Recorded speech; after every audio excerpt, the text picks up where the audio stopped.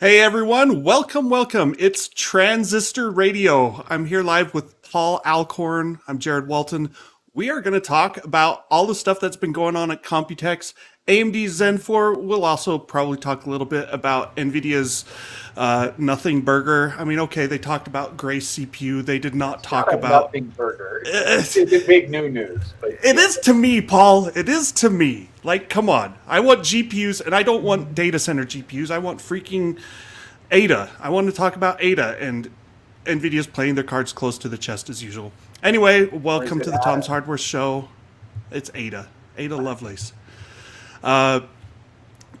Computex this past week. We've got lots of stuff to talk about. We've known Zen 4 is coming for ages. It's no secret. We've got, check it out. Ryzen. This is kind of cool. There's your official render finally. We've actually had leaks of this for like 4 or 5 months, maybe more. The first ones I saw, I kind of thought, I was like, really? Is that what it's going to look like? we even have Apparently pictures. so. Yeah. Yeah, At so- least it's older. Yeah, I didn't include those because they were too low res. Sorry, man. That's Yeah, good. engineering sample. There you go. That's Zen 4. Interesting that it's still going to use the same coolers, right? It's cooler compatible, I should say. Yep. What they did is they maintained the hole spacing, and then they ensured that they maintained the same Z height or thickness of the Yeah. AM4 stuff. But you should not assume that your AM4, it will be compatible with AM4 coolers, but you should not assume that your best cooler or your coolers will cool the best AMD chips, because the power on these things is dialed up significantly. Yes, you want a cooler that can handle an overclocked chip is the bare minimum. Liquid cooling, I think, will be sufficient for. Let's talk so. This is the Zen 3 or Zen 4 roadmap. We've seen this many times from AMD. Ryzen's history. I mean, it wasn't the best start. I gotta say. I reviewed it for PC Gamer back in the day. You reviewed it for Tom's Hardware. It was a rough launch. I remember even emailing you, and I'm like, "Holy crap, dude! I'm having a horrible time getting things to run. Why do certain things look great, and then gaming performance wasn't great? It was terrible, yes. And the platform was unstable. I mean, like, I remember DDR4 memory training. I did a little video post where it was like the first boot on my first X370 board. I swear it took like a minute and a half or 2 minutes of memory training. I was like, what is going on? But it's improved so much since then. Baby steps, sometimes bigger than baby steps. We've gone from Zen Plus, Zen 2, Zen 3, now finally here in 2022. And they even say fall of 2022, Correct. we will get Zen 4. So the fall thing is cool. I'm happy to hear that because I was kind of thinking it might not come out until the end of the year, like December or maybe November, but fall sounds really nice. Hopefully that means October, but we'll find out. So here's the Zen 4 architecture overview. Take us through it, Paul. Okay, so they aren't sharing a whole lot of details about the Zen 4 core architecture, but what we do know is that it has 1 megabyte more of L2 cache per core. Now, L2 cache is private to each core, so it's not shared among all the cores. This will be beneficial. However, we have seen L2 increases before from Intel, and those primarily tend to benefit heavily threaded workloads the most. So maybe not as much for desktop PCs, but more on the server side. Of course, AMD is going to use Zen 4 for server as well. It's great to see, but I wouldn't get my hopes up that this is the equivalent of game cache, which is L3. More L3 gives you these massive gaming performance improvements. You should not expect that from more L2, primarily because it's a private cache for each core. But It's not that big. Like 1 megabyte L2 cache is a completely different story from a 64 megabyte additional L3 cache. correct. I mean, if you want to get on the technical side, the real reason why this will be beneficial is because the cores will have to ping out to the L3 cache less frequently. There will be fewer cache misses in the L2, which means there's less less transmissions going over the Infinity fabric to the L3 cache, which then allows more scalability of multi-core workloads. It's going to reduce the amount of cache misses, so typically by the square root of it. It's about 40% would be a ballpark guess. Anyway, that's not the real big thing. The big thing here is 15% single-threaded uplift. Now, we have to be careful about this because a 15% increase in single-threaded performance does not tell us what the IPC increase is. These are two different. You've got an IPC increase that comes from the architecture, and then you also have the frequency that impacts single-threaded performance. IPC and frequency together give you single-threaded performance, but they're not giving us the measurement of either on either side. Now, but they did say they're hitting 5.5 gigahertz boost clocks, right? And so correct. If you take that, like, how big of a percent increase is that relative to Zen 3? Like, the fastest, I believe it's like double 12%, digits. isn't it? Yes, it's more than 10, which means Like, this is the thing. Zen 3 had what, like a 19% IPC uplift? Like, it was correct. huge. It was huge. Like, that's massive. And now we're talking about like 15% single-threaded performance uplift, which is nice. But IPC, like, to me, that suggests we might be looking at like 3 to 6% IPC increases is all, depending on workload. Single digit for sure. Yeah. This definitely heavily implies that you're looking at single digit IPC increases. Now, AMD might be really early on this, and they're not wanting. Yeah, they're sandbagging us. Hopefully. Yes, hopefully they're just really early on this, but a single digit increase is probably going to be a lot less than most people expected. But you do have to understand that AMD has been making massive jumps with each fully new architecture. And at some point, they're going to have picked a lot of the low-hanging fruit. I mean, for instance, the 52% IPC increase that you've seen from Bulldozer to Zen 1 was mostly them incorporating changes that the rest of the chip industry had done, a decade prior. So these are the low-hanging fruits where you're doing knowns. They are now getting into where this is not easy anymore. So, and they're right up there with Intel. They've got to do the stuff that Intel's doing on Golden Cove. Yes, yes. They have to plot to go into new territory now, and that does make it harder. I mean, we have to be realistic in expectations for IPC increases from each generation.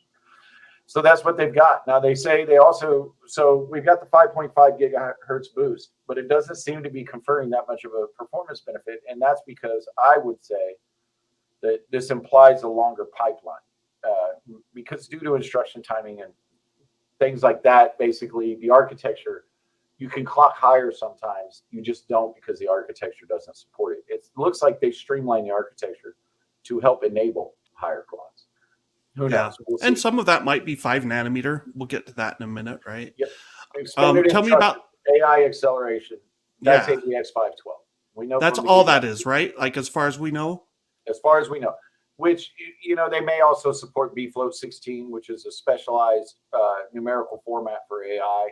But BF16 is usually accelerated via AVX512. As a matter of fact, Intel lumps them both under their DL Boost technology. So, deep learning boost AI. So we can expect that to probably be part of this. We'll see. In either case, the big news here is AVX512, even though they're not stating it directly. And that's kind of funny because the competition now doesn't Intel support AVX512 on Alder Lake and presumably not on Raptor Lake either. Like, they're saying, oh, well, we've got these mixed P-core and E-core doesn't support AVX512, so we can't have a hybrid architecture or whatever. What do they call it? Heterogeneous architecture. We can't have the mixed core types that have different instruction sets without. Probably they could, but it would require a lot more work behind the scenes to make it all work. And so they just they killed it off. They locked it out. Correct. So Intel is the pioneer of AVX512 and most of these AVX extensions. So they've done a lot of work enabling this through software and with their partners and things and talking it up for all these years. And now they dropped it, at least for consumers. Now, it's still big thing, another segment. But I mean, how important is AVX512 for consumers when you get right down to it? Well, it's always kind of that chicken and an egg. If you give them the tools, maybe they will develop stuff. Maybe developers will use it. But You know, when you're not committed to it, to where you're just dropping it, it's definitely not as important now. AMD though is going with AVX 512, so that's an odd thing. You know, that they're going to have this, and Intel does not. All right, let's go on. Next thing to talk about. This is kind of the platform overview. Ryzen 7000 in general, Zen 4 coming fall, 5 nanometer chips, socket AM5, PCI Express 5.0, DDR5. Like that's a bunch of changes. I mean, effectively, Intel did a bunch of these things with Alder Lake. You know, they switched sockets, they added PCI Express 5, they went to DDR5, but Intel is they're on their Intel 7 node, right? So this will be our first x86 5 nanometer processor. How much will that help? Well, I mean that depends. The problem is 5 nanometer chips will be more expensive than 7 nanometer to make. That much is an absolute known, and not just a little bit more expensive, a lot more expensive for the manufacturer. How much of that they will pass on to us remains to be seen. Performance gains are getting a little bit lower. They say that it's 30% less power or 15% more performance on a sliding scale, which is how they measure the advantages. Is it depends on how you dial it in. So it's somewhere in this range. You can't have all of both at the same time. It's a lot denser, so a lot smaller, which would imply much lower power consumption. But AMD is actually dialing up the power ratings for these chips. It's the AM5 platform will support up to 170 watt TDP. Previously, their chips only reached 105, and the maximum power consumption is going to be 230 watts, whereas previously it was 142. But that maximum power consumption they call PPT. That's the amount of power that the processor draws during boost. Now, this 170 watts is just a word, but when you are just some numbers, but when you look at it, Intel's power be damned chip, the 12900KS, that is quite literally an oven, it has a TDP rating of 150. So it says 150 watt TDP rating compared now AMD is going up to 170 watts. And like it's funny because you kind of caught this, right? Like and others did too, but like AMD even said like multiple times there, 170 watt peak, 170 watt, and it's like, no, actually that's your TDP, your peak is they're basically right there with the 12900K, give or take, Correct. right? Correct. And so, close enough. I mean, their peak power is slightly lower than the official peak power for Intel. So we'll see how that shakes out, but you're talking just a difference of a few watts here and there now. So, 20 watt higher TDP. Intel's max is 241, which would be 11 watts higher than AMD. So we are going to see a lot more power in this. Now, where this really comes into play is going to be a multi-threaded workload. So when all the cores are busy, AMD showed their chip running at 5.5 gigahertz, and they said it was on all cores. And they said it was on just like a standard liquid cooling, right? Like, correct, 280. It was an Asetek, yeah. So nothing crazy on the cooling. Like it's not like Intel did that HEDT 5 gigahertz thing where it was like 1,000 watt cooler. Yes, it's not correct. that. They had to use a chiller, a water chiller, sub-ambient, freezing water, essentially, as close as you can get to freezing without it being free. It was sub-ambient, so it's very cold water, a chiller. So Intel kind of cheated on their demo. AMD insists they did not, but we do have to caution you. AMD's chips are designed to run right up to the thermal limit. They'll run at 90 degrees Celsius all day long at stock clocks when you're under heavy load. They have designed it to where their Ryzen 5000 chips will use up all of the available thermal headroom to give you as much performance as possible. It's just they were hitting that limit.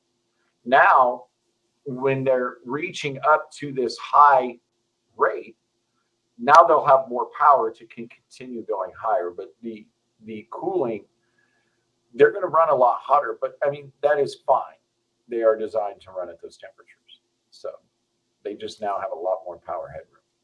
Yeah, I mean, basically with Zen 3, we're effectively hitting situations where it's like, oh, well, we've maxed out on power. Your cooling is okay. You could go higher, but we've limited the power officially. So unless you're, obviously if you're willing to do manual overclocking, you can push beyond it. But I mean, I guess it'll be interesting to see what this means for clocks and performance. Overclocking of Ryzen chips in general hasn't been that awesome. Like PBO is generally just as good as trying to manually tune.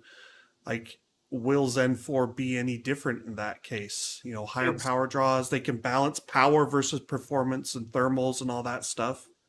it's going to give it a lot more headroom. There's no doubt about that. And some of this is needed to counter Intel's Alder Lake. Alder Lake, surprisingly, if you take a geometric mean of threaded workloads, Alder Lake wins. There are some workloads where Ryzen wins, and there are others where Alder Lake wins, and a lot of that is because of Intel's E-cores. Now, we already know that Intel's next generation chips, which will be the ones that really primarily face off with Ryzen 7000, will be the Raptor Lake chips. So when those chips come, they'll have more E-cores, and that's going to make it harder for AMD when they're already behind. So giving this additional power in multi-threaded workloads will allow them to, at least they hope, win in multi-threaded workloads. So one of the interesting things I think that we haven't really talked about yet is 3D V-cache. Like, we've talked about it in the past, but like that did wonders for Zen 3 gaming performance. But the trade-off is you couldn't clock as high, and thermals became more of a limiting factor, right? And this is something that's going to create, yes, 3D V-cache is fantastic. It's amazing. The amount of the performance boost that it gave to Zen 3 is just something else. I mean, you can't buy one to save your life today, but hey, they're great if you have one. The supply is very limited, to put it lightly. But the question is will AMD's new Ryzen 7000 chips actually be faster than 3D V-cache chips, or is it going to be really close? It puts them in an odd position because they have like this 15 to 25 to 50% gain in some games with 3D V-cache over Zen 3, but they're talking about a 15% performance increase in single thread work, which is still the litmus test for gaming. I mean, whether we like it or not, at the end of the day, single threaded performance tracks very well with gaming performance. So they're in this strange position where maybe their previous generation chip is going to maybe not beat it, but it's going to be close in some cases. It might beat it in games, though. Some games, correct? I mean, like, that's not unheard of. The Broadwell to Skylake transition, those rare as hen's teeth Broadwell Core i7 4775Cs, like, or 5775C, like those, that big integrated EDRAM L4 cache helped a lot in games. And so even though you were limited to like 4.2 gigahertz, there were cases where Broadwell was faster than Skylake. I remember with the HEDT chips, the first versions that Intel, Skylake X, that Intel went to a mesh. Those chips were actually slower in a lot of different games than their predecessors, and that was simply because of the mesh. Now I can't even remember the model numbers. It's been a long time since we've seen a high-end. The i9 7900X and that series, yeah. So, as a matter of fact, in the review, we touched on that. Of course, it's actually slower in some games. So, AMD has maybe a strange problem here, and I'm sure that they will release versions of Zen 4 with 3D V-cache. I'd be shocked if they don't, but it's not going to come for a while. I could assure you that. If you want to read more about what we're talking about, Paul's got an in-depth dive into all of this. I just posted in our comments on Tom's Hardware. He covers the platform, he covers the CPU, the architecture stuff, what we know about it, which right now we don't know a lot about the architecture. We'll find out more in the coming months. Let's see. Let's go back to our slides here for a minute. GPUs. We haven't talked about that yet. Oh yeah, GPU. Well, that almost kind of goes with the platform, right? Correct. Yeah.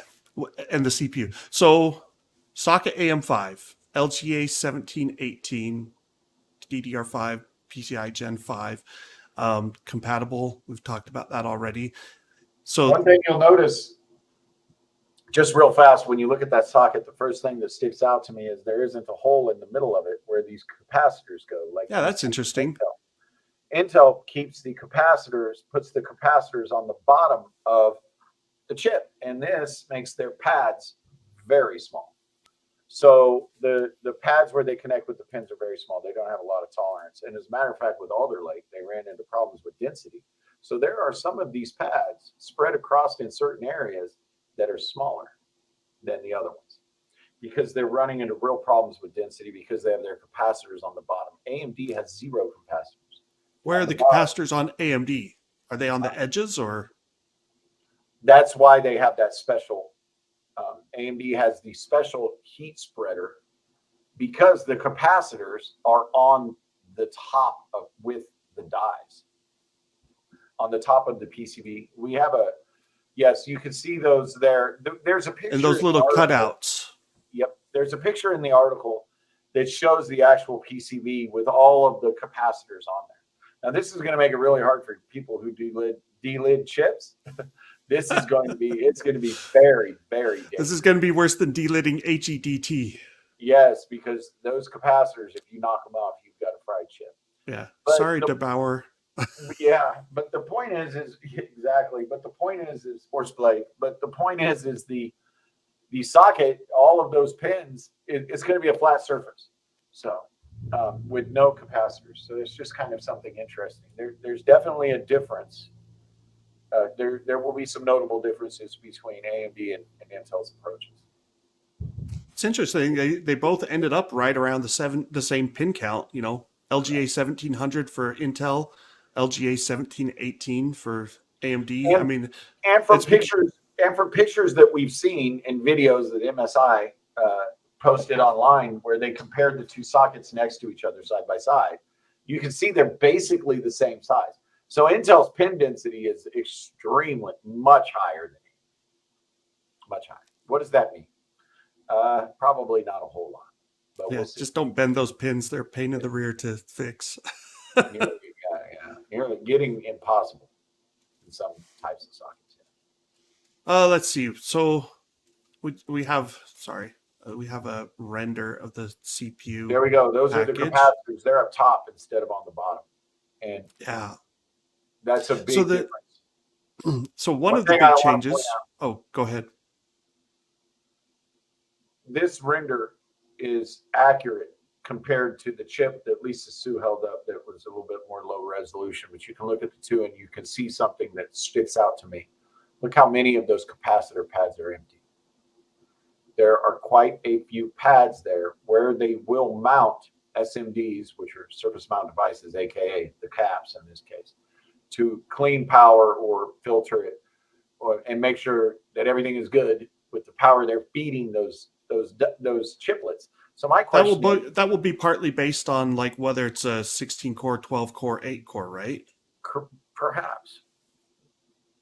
But there is a possibility that maybe there's more power delivery there for either higher. AMD has said that they're going to do 170 watt chips and they'll have 105 watt chips. So you can imagine that they'll have 12 and 16 core 105 watt chips, and then 12 and 16 core or 70 watt chips you're going to pay some more for, right? And they'll have to fill in all of those mounting locations on the 170 watts. Or what if AMD shocks us and rotates those CCDs vertically and just rotates them and drops another one on there? Who knows? Yeah, I'm not saying that's entirely possible, but it's also probably not entirely impossible. AMD has done a lot of surprising folks. So one of the interesting things, and I want to steal the show for a bit to talk about this because this is my area. So you can see the two goldish chiplets. Those are the CPU dies, and then the big silver chiplets, the IO die. That's the same with Zen 3.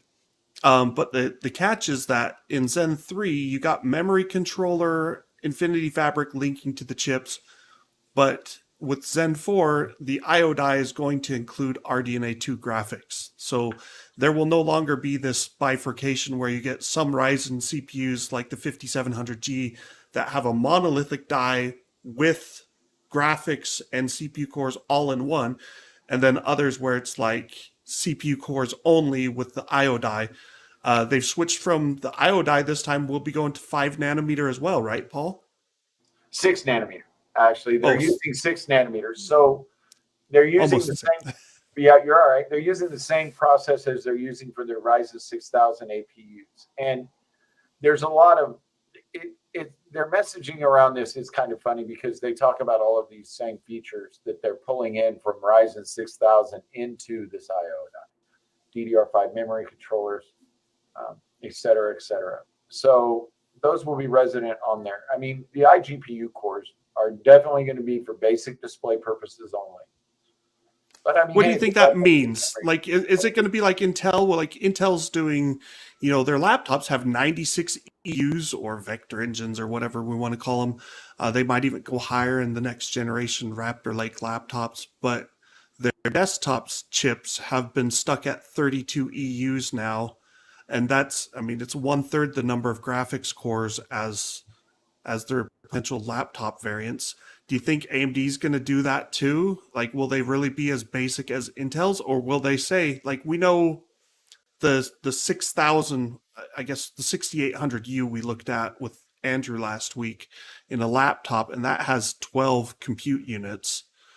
Like, the equivalent for Intel would be, or for AMD would be to do a 4CU desktop chip, and that seems a little too low. I'm hoping we get at least 8 compute units and maybe still 12, because the IO die, I mean, like even on 6 nanometer, that's a pretty chunky chip. They could fit in a lot of graphics.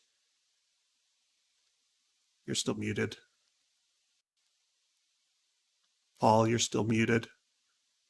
Sorry. Okay, so here's the deal. The 6 nanometer die is roughly has the same size as the 12 nanometer die. Now we know from basic math that there's going to be a whole lot more transistors. They have a much larger transistor budget to cram features onto that die. I'm frankly shocked that it's that big. So the GPU, the iGPU has to be eating up some of that die area. How much is unknown. But I'm pretty surprised that it's that big, especially because 6 nanometer is not cheap. 12 nanometer is what they used on the old chips, and that's cheap.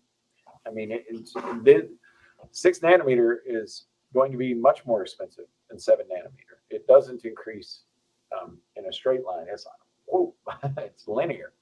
So they've invested a lot of money, literally, into putting these graphics onto that die. How many CU? I don't know.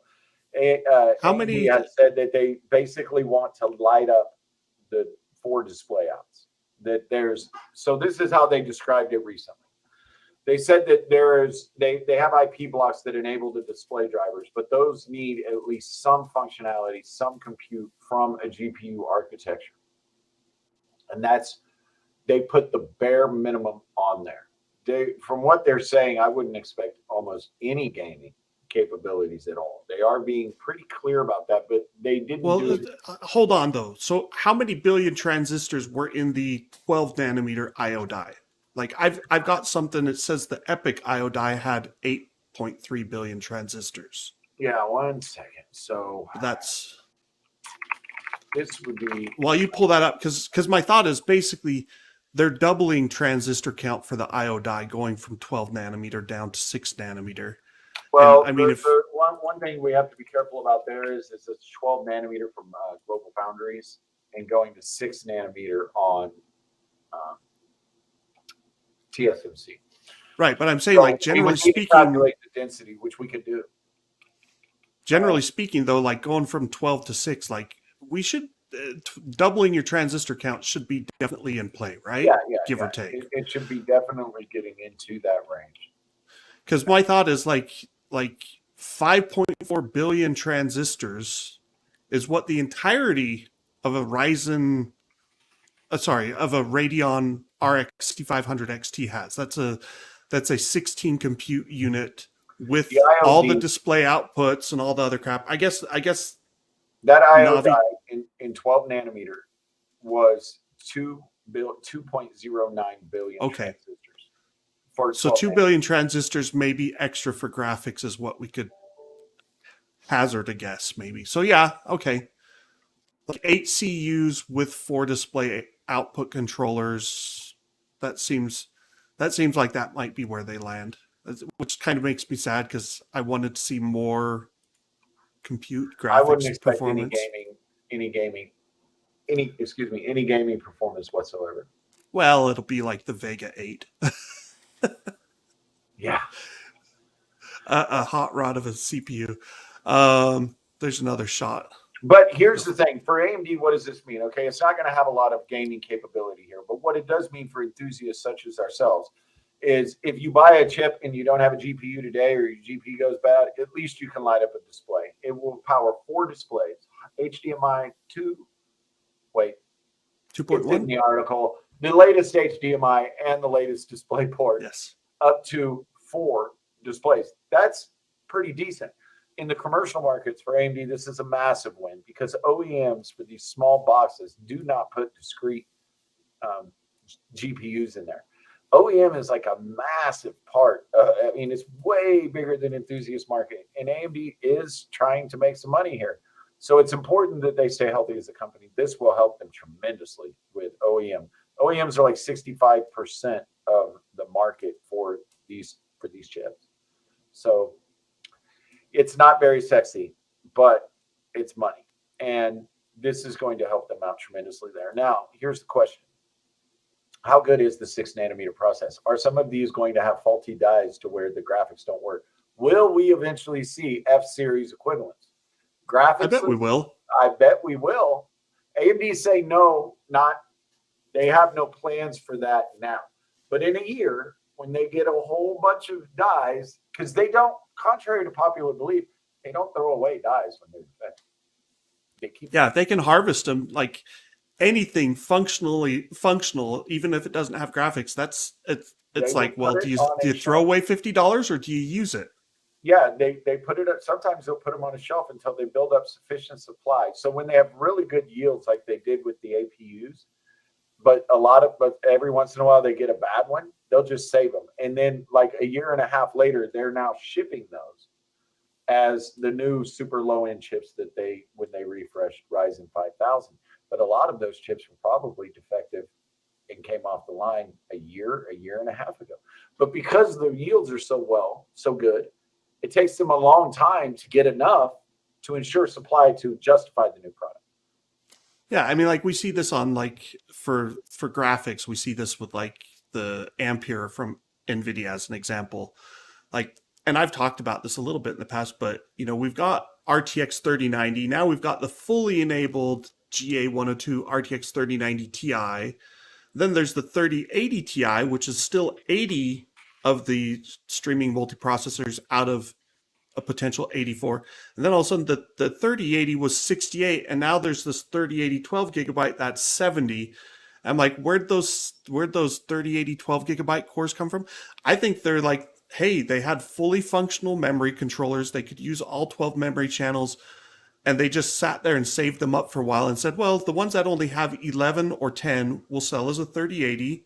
We'll save the 12s that can't run 80 or more SMs because those were the 3080 Ti and above.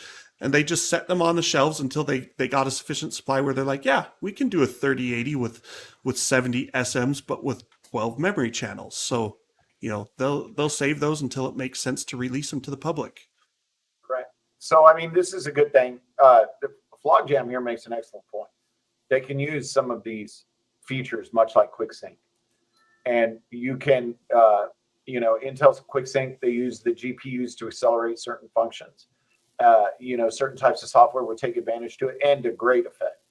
And yes, we can absolutely see something similar to that with these processors. And I mean, maybe that has something to do with some of AMD's touting these new AI features. So yeah, it'll be interesting to see exactly what we get out of the RDNA 2 in Ryzen 7000 because there's a lot of options. Like we know RX 6500 XT, the Navi 24 chips cut down to 2 display outputs. So, it's got to have more display outputs than Navi 24, but it will probably have less compute units, but they could do some other interesting things on the side. So, yeah, I'm interested to see what they do. But I also like, if you look at RX 6400, below RX 6500 XT, that will still probably be at least 50% faster than whatever this integrated graphics ends up being. It could even be double the performance because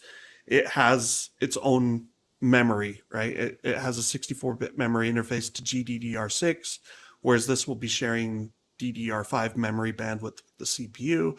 So, But at least it's, the proximity to the DDR5 controllers. yeah. It's smart how they did this. Because Yeah. if they would have put the GPU dies on those little dies, then Oh, yeah, that would have been dumb. The connection. What? Yep. That would have been dumb to put them on like the CPU. The CPU dies are actually, even on the Zen 3 and stuff, they're really small. They're like 83 millimeters squared. They can get like hundreds of those out of a wafer. Whereas, if you had GPUs in those, it would make the doubling up where you've got like an 8-core chiplet and then you stick 2 of them and get 16. Like, that works well for CPUs. If they did that with GPUs, it creates a whole new mess of work. But also the communication between those 2 compute chips, which have the cores, and that IO die, which is where all of the information goes out to you, the user, that's a limited link width. So essentially, you'd just be tying it up with lots of communication that is absolutely could be detrimental to performance. Yeah, that's true. The Infinity Fabric leaks. Yeah. So like those links to the CPU won't be affected by the integrated graphics using those, basically. Yeah, if they designed this correctly, which I assure you they did, then it's almost entirely isolated. So it should be able to address the DDR5 independently. And this might also, another thing to consider is one thing that I was very surprised about was how big this die is for 6 nanometer. Some of that might be cache for the GPU.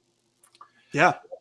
Who yeah, because RDNA 2 has, I kind of think they might do a 16 meg cache still, maybe 8 meg, but something. Caches are big. They don't shrink as well.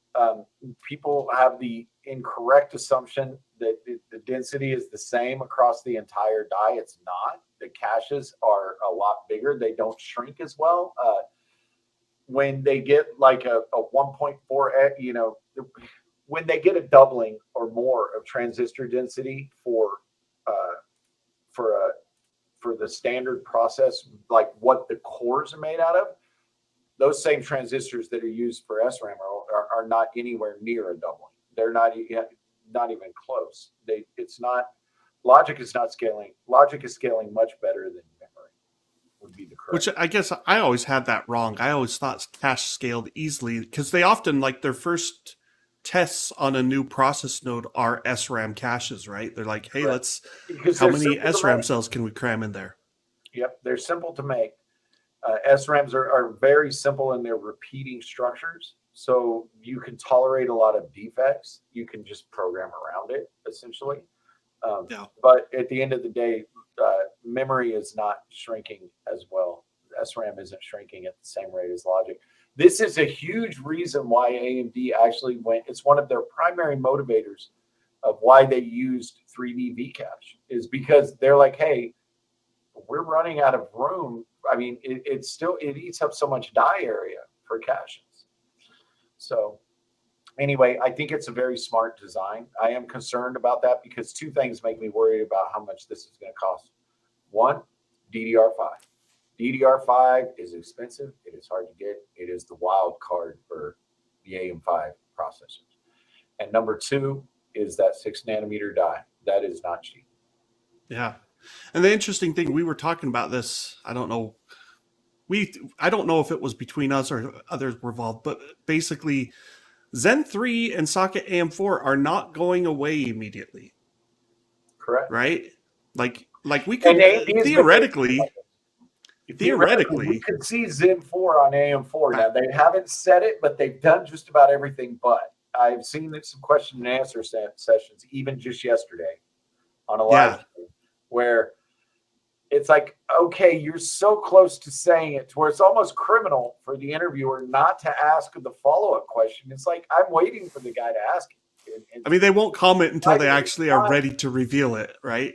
Yeah, but they didn't even ask the question. Yeah, it's sad.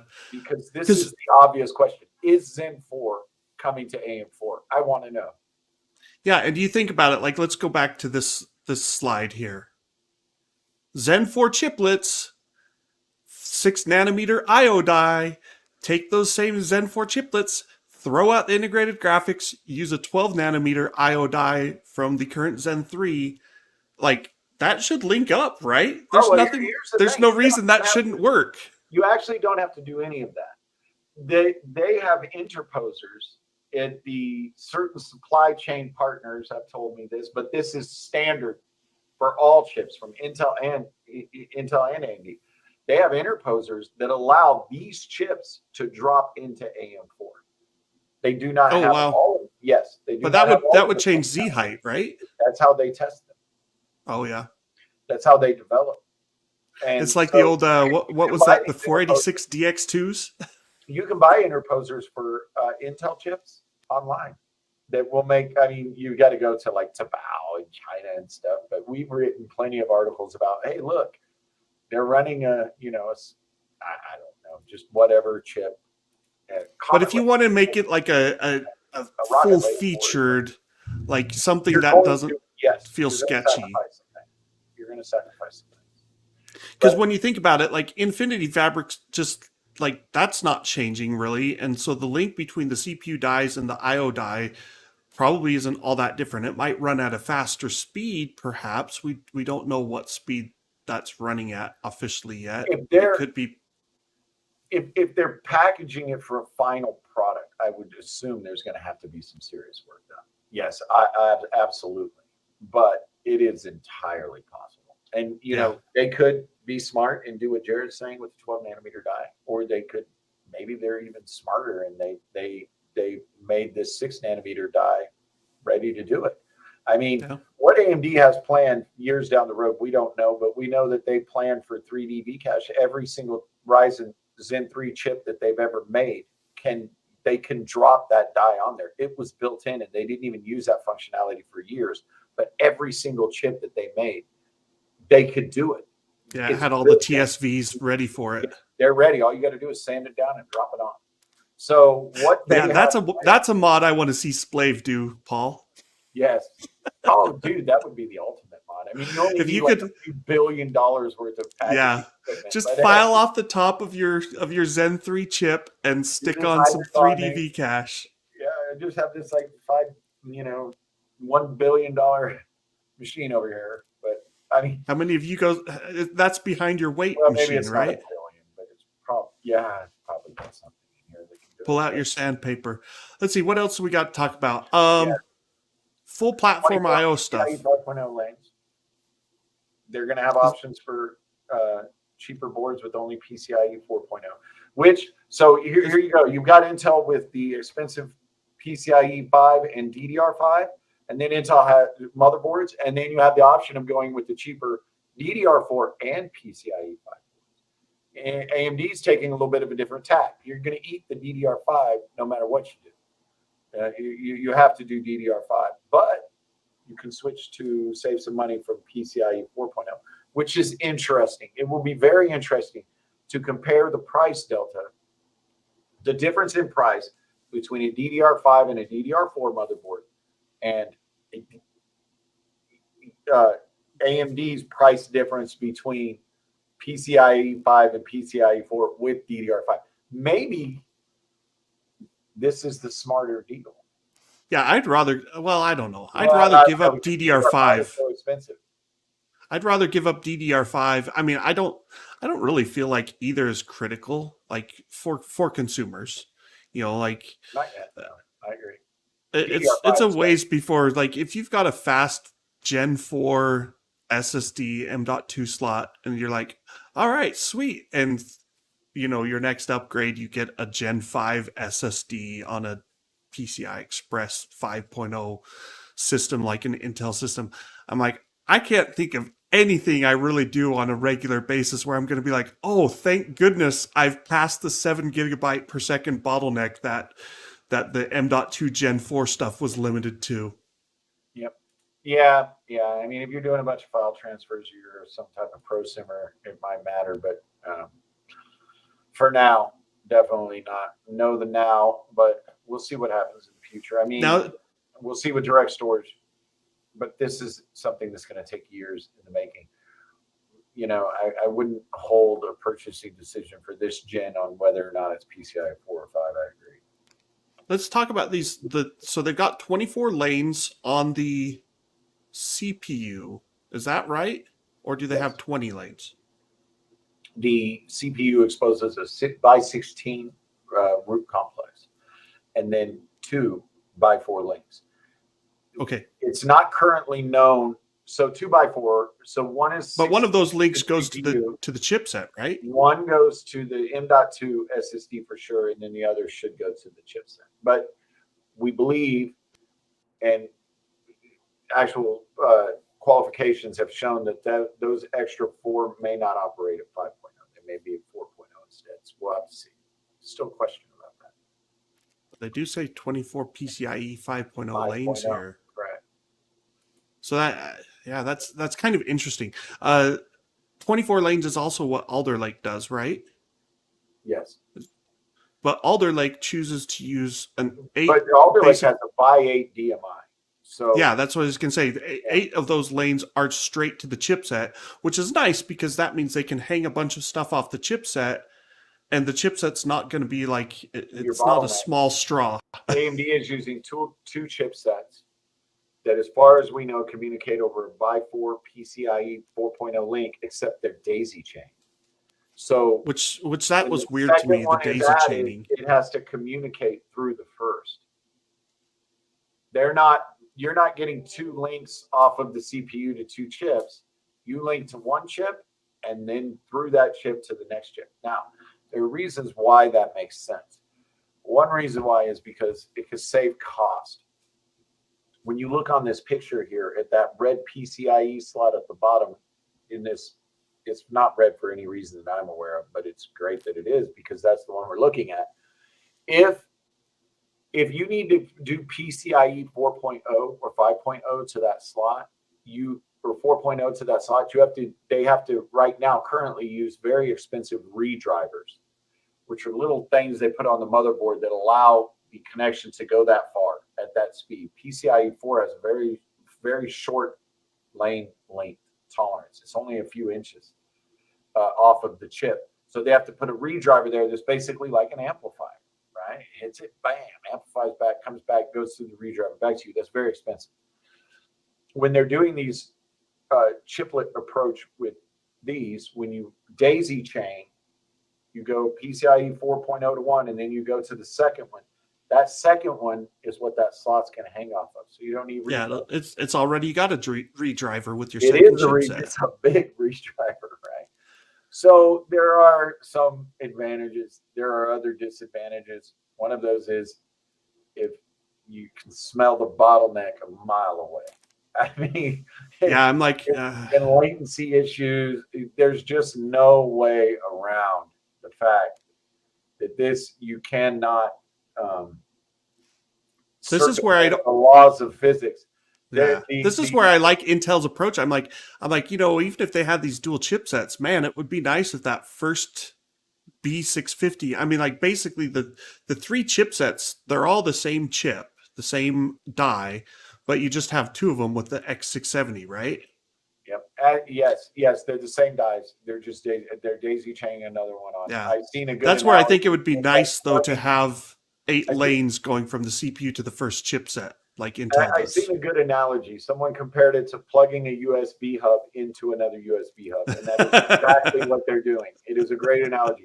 And the thing is the laws of physics dictate that no matter how good this design is, the devices that hang on to the second chipset, the second one in the series, will have higher latency. How much that will be, we don't know. And what that will actually look like in terms of performance, it could be negligible. It could be nothing. But it will be measurable. We'll see. This will be I mean, interesting. Believe me, if you think I'm not going to be testing the latency of SSDs from the SATA ports connected to the second chipset, you're crazy. There is, I mean, this is high on my list of things to do as soon as we get these chips. I mean, it's like having your display Tech port Fusion and AZ. such. Bam. Yeah. Yes. How much do people spend to keep? How much do people worried about things like in rollover and their PS2 mouse for ultra super duper latency that nobody really needs except esports guys or girls, esports people. But the That's why gamers don't do daisy chain displays. Off the second one. There are going to be challenges here, and I'm amazed that I haven't seen it in any commentary. You'll see me talking about it a little bit more in some of the future articles, but nobody's really talking about the latency impact. But if you've been around, you'll know this is inevitable. So all right. May not be bad. See, was there anything else we needed to talk about? This we already talked about power. Again, native support for up to 170 watt TDP. 230 power, 230 watts. That's the overview. I think that might be it. Oh, performance. Performance. Performance, yes. So here's the thing.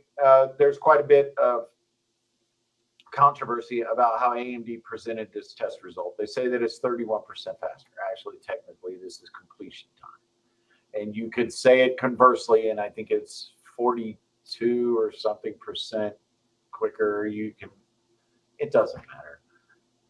It's the same difference, but you could state this differently and get a bigger number. Lisa Su chose to say this is 31% faster, referencing the completion time.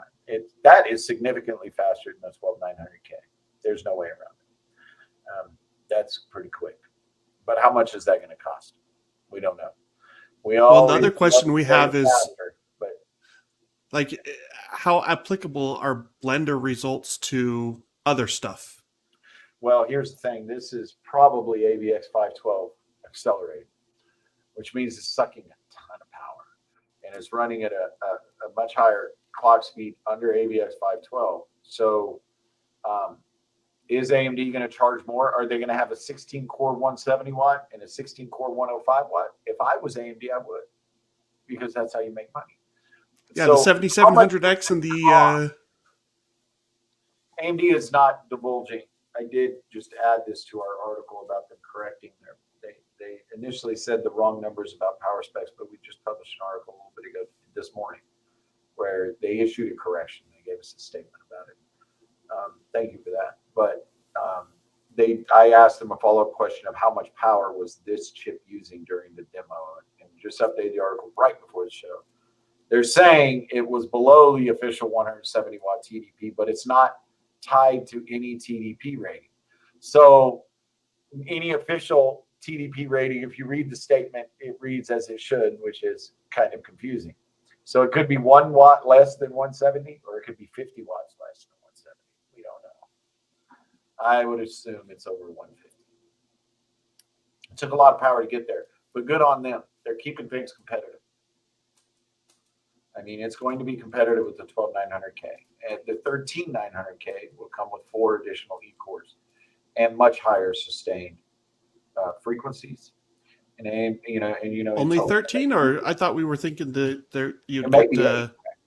Yeah, I thought we were thinking you'd get 16 E-cores. Yes, you're right, because they put them in. I'm thinking groups of 4. You're maximum. Right. So they would have to do that. Yeah, they groups of 4 per tile. They would have to add an extra tile. Which, why would you have a blank?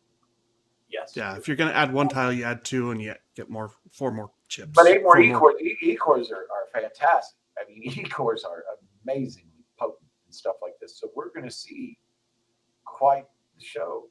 It's going to be close. We'll have a lot to fight over in the enthusiast community about who's better.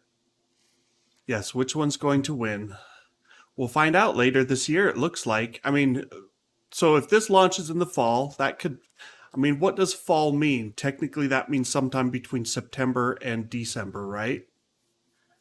Yeah. Yep. Yeah, I mean, I guess. I mean, how often do we see people using fall as a launch time frame? I know they didn't say Q3, they didn't say Q4, they said It's fall. fall, correct. Like, well, I mean, like, what is the summer equinox? Or there's all these weird. winter officially starts December When 21st or does 20th. fall end? Yes, when does winter start? Would be the better Google. Hold on, when does winter start? December 21st. December 21st. Thank you. In the United States. So hopefully we'll assume that they're banking. It's December 21st. They should have just said Q4. Yeah. Well, I that's what mean, I'm saying. But it come could be as early on. as September. It Could could be be as as early as early as September. September. That just sunk into me. You know, I think fall, I think you've got a few months before the end of the year. I'm wrong. Just say Q4. Come on, Lisa. Yeah. It was a weird thing. I didn't like that false statement. Let's see. We didn't talk about Hopper or whatever. Oh, well, wait. We got a few other things. PCi Express 60% faster on 5.0. sequential read speed. That'll come in really handy with direct storage. Yeah, that'll be interesting. That's another one we're looking forward to seeing is like this next generation of games that are supposed to use direct storage and what that will do. Gosh, I love the idea of games loading in like a couple seconds because right now I've got a lot of but games you know in what my I hate? benchmark I hate suite the that. industry because it takes forever for these things to get uptake. Yep. And you got to get the game developers to actually agree to stop putting on 3 minutes of loading screens that show off all their advertisements and whatnot. This is so painful. And I mean, like this is nothing. This is just the ecosystem for 5.0. Python is creating the first PCIe 4.0 controllers. Those will be used by both Crucial and Micron, and then additionally, that whole constellation of third-party guys, a Pacer, Asus, Corsair, blah blah blah blah blah. The Chinese characters I can't read, or those Japanese. I don't know the name of that company, but they make SSDs. Phison will power all of those. All right. Well, so that mostly covers Zen 4 and the platform and everything. Like lots of excitement coming. I mean, I don't think the performance gains are going to be as big as we saw from Zen 2 to Zen 3, but there might be some nice tangential things where certain things might get big performance gains. Let's see. Do we have any questions over here? Someone says they think it's Ruru2 says October launch. We're holding you to that, Ruru2. Ruru2 works for AMD. He doesn't. I don't know, but maybe he does. He's an AMD insider.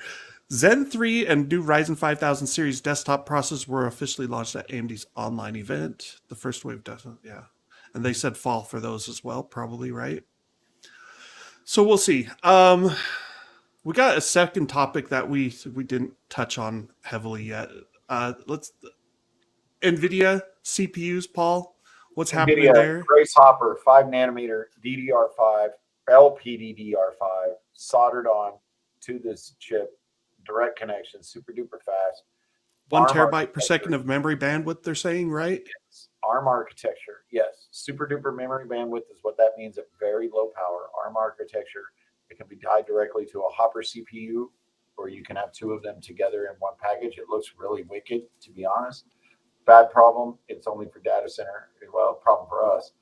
Data center people will be happy. Nvidia has expressed its intentions to launch this about a year ago. Now they're finally releasing their server partners who have a constellation of different types of servers that they will have ready early next year, the first half of 2023, which means that Nvidia is executing very well on a CPU program.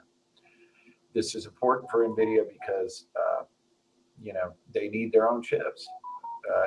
CPUs, if you look, AMD is doing CPUs and GPUs, and Intel's doing CPUs and GPUs. This is a competitive advantage because they can tie those together in ways that Nvidia cannot. But you know what? Nvidia is coming in and tying their stuff together in very promising ways. Here we see two chips. These are CPUs tied together. This is the Grace CPU super chip. There's also the Grace Hopper super chip, which puts a Hopper GPU. If we go down, just there it is on the left, CPU and GPU super chip on the same package. So the big thing here is that is going to enable some really insane bandwidth and transfer between the CPU and the GPU, and the CPU itself has massive memory bandwidth as well. It's actually pretty exciting. It's going to be great for certain workloads. It's good to see Nvidia executing on this. I mean, they're coming into the chip market in a big way in the data center. Will we one day see Team Green on a desktop PC? Will we be back to Nvidia Enforce motherboards? Remember that? But I mean, one of the interesting things is like but with their own Windows on ARM is now a thing, right? And like yes, if and a we big could thing. get actually real performant ARM systems, which Grace might be getting there. Like, I mean, you know, It's chicken and the egg stuff, man. yeah. And who's the other one? Qualcomm's got some 8-core chips running ARM that they're saying they're pretty good, and like those are older chips. That's the one you got to watch out for. Yeah. So will we see games on ARM-based Windows that actually run just as well or better than x86 at some point? Like, it's not out of the question. So I mean, it's one of the things that I was kind of sad that that Nvidia purchasing ARM didn't go through, because I thought that had some potential there. But you know, that ship has sailed. They've got a license. They can make the chips. Yeah. I mean, Apple's got an ARM license, and Apple's building some killer little chips out of it. So let's see. Questions here. I think the answer to this is that's an easy yes or no question. Could Grace disrupt x86 in the data center? And I mean, it's already happening with some of the supercomputers, right? Like everything in the supercomputer realm runs Linux anyway, so Windows isn't as big of a thing there. I would say that for servers in general, yeah, it could. Will it? I don't know. Disrupt, yes. Replace, no. We'll see. I mean, they've got a long way to go. I think it's promising. It's promising, and we're seeing more momentum around the ARM ecosystem. Look, the problem has never been the ARM chips. The problem has been the applications and the software and all of these that's what you need more than you need the silicon. But you have AWS working on Graviton, and they're basically getting to the point where they're going to start forcing people to use it. But it has experienced amazing uptake, and the work around transferring code from x86 to ARM is well underway. You also have Apple going in on ARM on the client side, so a lot more software is getting ported over to that as well. Software ecosystem is better than it's ever been. It's not really the chips that's needed; it's the compatible software that is moving apace. So yeah, it is a danger to x86. It won't kill it, but it's going to hurt them. Yeah, I mean, 20, 30 years down the line, who knows what happens, but we'll see. 700 power watt. 700 watt power draw. The Grace Hopper on the left is 1,000 watts. On the right is Hopper alone is 700 watts, I believe. But so I think they said 500 watts for both chips. But the thing here that you have to remember is this: everybody keeps looking at these and saying, "Oh, well, Xeon draws this much power, this much power." No, forget that. The biggest and most hungry bus on a computer is the DRAM bus. The DRAM sucks an incredible amount of power, especially in servers, because it's fully utilized. As a matter of fact, cooling memory in servers is extremely important because it runs so hard and it pumps so much power into there because they're populating all of those slots. Memory consumes a massive amount of power, sometimes usually more than the chip in a server. So when you look at the appeal of this, the Grace super chips, what you're seeing there is that 500 watts power for both of those chips includes all of the memory, because they're using LPDDR5X, and it's soldered directly to the chip. It's fantastic because the closer you keep it, the lower you can run power across the link with. And you're getting far more bandwidth, and just everything involved with that is designed for power efficiency. So you can't compare as Xeon runs X number of watts. The Xeon and 1 terabyte of memory runs how much? That's the question. And there, they can't touch Hopper or Grace CPU super chip. Yeah, Yeah, and high PE says also, Sapphire Rapids looks awesome, but I bet it uses a lot of power. Yeah, I like would bet you're right. if you have a terabyte of memory installed in it, yeah, it's Oh going to man, be super power hungry. Um, yeah. All right. yeah, the arm deal wasn't going to happen. You're right. Yes, Ruru 2 points that out. China, Korea, lots of people were against it. I think it was just Nvidia trying to force something to happen. I don't know what they really think it was going to go through. Jensen seemed to think so because They gave it a they spent $1 shot. billion just to have it not happen, right? Yeah, But they had to pay $1 billion, and I can assure you they spent a lot of money promoting that and doing all of the various things that are needed.